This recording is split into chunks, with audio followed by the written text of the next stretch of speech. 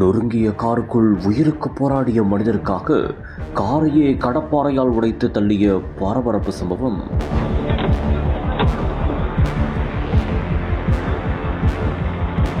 Car கதவை இழுக்க இழுக்க காத்திருந்த அதிர்ச்சி.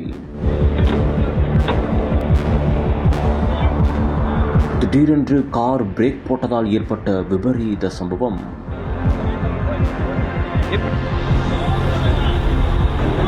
உயிரை காப்பாற்றுவார்களா என்று இதயத் துடிப்பை எகிற வைத்த திக் காணொளி. தமிழ்நாட்டை உலுக்கிய காட்சிகள். சேலம் ஆத்தூர் அருகே காந்திபுரம் சேலம் சென்னை தேசிய நெடுஞ்சாலை பகுதியில் ஒரு கோர சம்பவம் அரங்கேறியுள்ளது.